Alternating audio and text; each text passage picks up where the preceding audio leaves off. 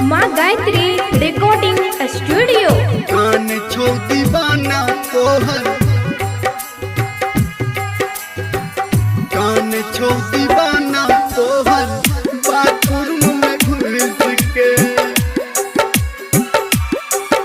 अभी आप सुन रहे हैं धर्मेंद्र निर्मलिया को। हाँ हाँ, जब से गल ही ससुरा जान, जब से गल ही ससुरा जान, हमरा से तू रुइस के। कान छो दीवाना तोहर, बाथरूम में घुस के। कान छो दीवाना तोहर, बाथरूम में घुस के। जब से गल ही ससुरा जान, जब से गल ही ससुरा जान, हमरा से तू रुइस के। कान छो दीवाना तोहर, बाथरूम में घुस के। कान छो दीवाना तोहर, बाथरूम में घुस के। कान छो दीवाना तोहर, बाथरूम में घुस के। कान छो दीवाना तोहर। अभी आप सुन रहे हैं सावरिया म्यूजिक। कान छो दीवाना तोहर, बाथरूम में घुस के।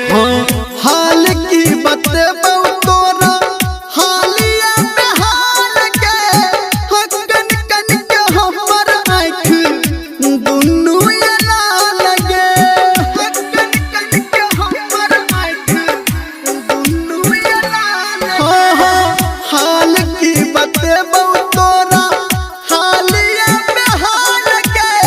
हकन कन के आँख हमर दुनू एना लगे। हकन कन के हमर आँख दुनू एना लगे।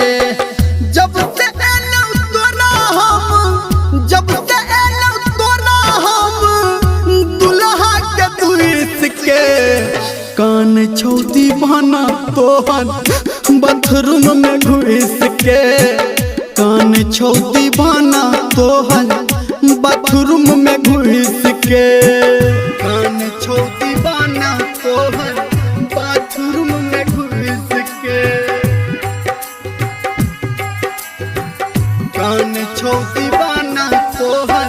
अभी आप सुन रहे हैं धर्मेंद्र निर्मलिया को। कान छो दीवाना तोहर, बाथरूम में घुस के। कहला तू हमरा जहिना, तोरा नहीं भूले बहू।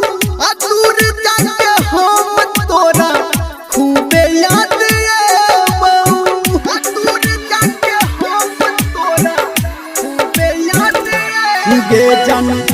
कहला तू हमरा जहिना, हम नहीं भूले बहू। आ दूर जाके तोरा हम बड़ी याद बहू। आ दूर जाके तोरा हम बड़ी याद बहू। कह धर्मेंद्र बात, कह निर्मलिया बात, बदल तू गे हुइस के। कान छो दीवाना तोहर, बाथरूम में घुस के। कान छो दीवाना तोहर, बाथरूम में घुस के। कान छो दीवाना तोहर, बाथरूम में घुस के। कान छो दीवाना तोहर, बाथरूम में